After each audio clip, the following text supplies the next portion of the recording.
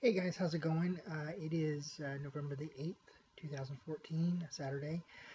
Now I know I've been kind of putting this video off, but well, work and stuff like that. I'm pretty sure you're tired of hearing my excuses, so I'm just going to jump into it. This is on the Doctor Who episode Dark Water, which is the part 1 of the season 8 finale. Part 2 is airing tonight, which I'll do a review about that later on. We start off kind of your typical, I guess. Clara's calling Danny, they have a talk, and Clara is kind of professing her love for him.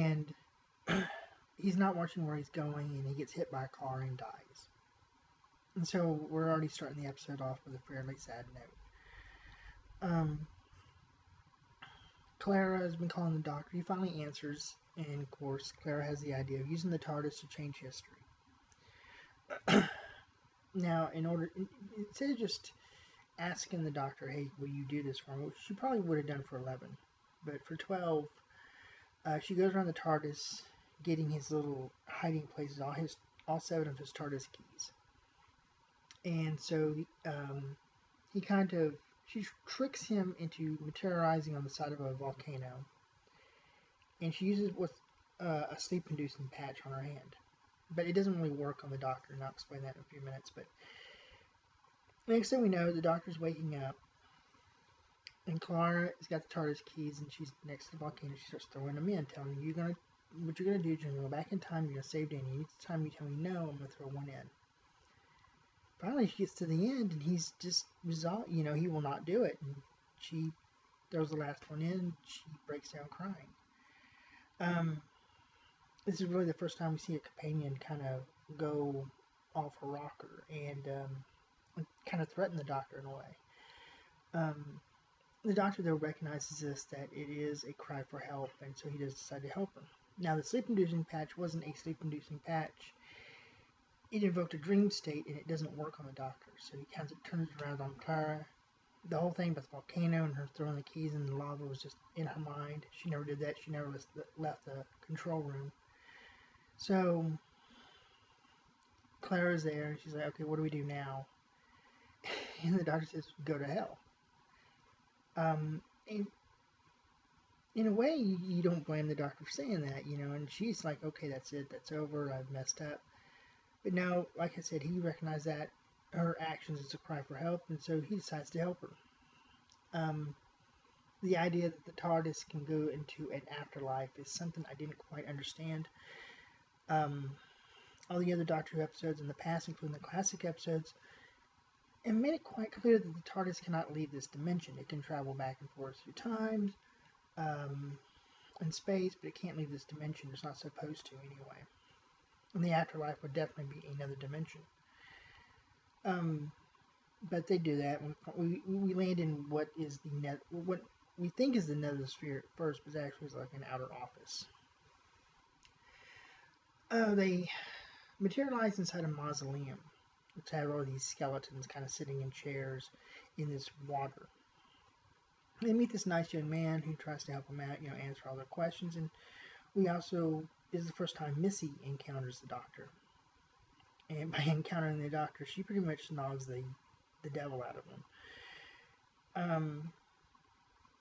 As the episode progresses, though, we start seeing little glimpses of Danny inside the nether sphere, which kind of looks like kind of a giant bubble with houses on the inside track of the bubble. And Seb, her Missy's assistant, is there. He's kind of, just trying to explain to Danny what's going on. However, it would kind of be hard for someone to accept that they're dead and still conscious. Now, there is a scene that got a lot of controversy and a lot of, well, not a lot, I'm going to say, I think there was like 130 complaints for this one.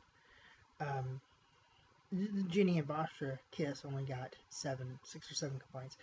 This one got more. It's a scene where you don't actually see it, you just hear it on the intercom, in which it was revealed that if you still have a physical connection to your body, inside the nethosphere. And so it's a bad thing to be cremated, because I guess you feel it. Danny says I feel cold because I'm in a cold place. I'm in a storage locker somewhere.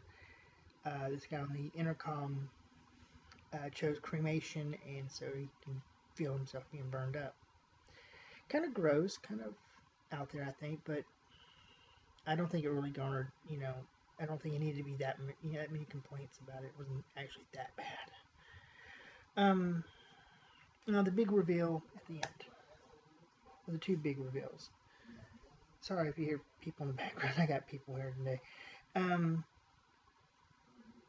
These skeletons turn out to be Cybermen. Of course, the Cybermen are back. Yay. And then, of course, the big reveal at the end with Missy being the master. I wasn't really surprised. I actually had figured this one out. 3 for 4, figuring out Moffat's little big plot, so I'm kind of disappointed in that.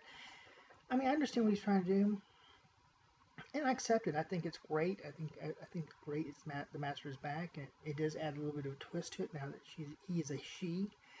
But if he was going to go with a female renegade Time Lord, why not the Ronnie? Should have brought the Ronnie back. We haven't seen her in forever. But I also think Moffat is kind of testing the waters, seeing if we can't have a female doctor, because he's been advocating that for the last few years. And every time a regeneration comes up, he kind of, I don't want to use the word chicken out, but it seems like that's what he does. He kind of plants that image in people's minds when an actor, like when Matt Smith left. He said, yeah, this could be it. The doctor could be a woman this time. And they went with Peter Capaldi. So, I think this might be Moffat's chance to test the theory and to see if people accept it, which a lot of people are and some people are not. Yeah. All right, well, that's about it for today, and I will see you guys later on. Bye.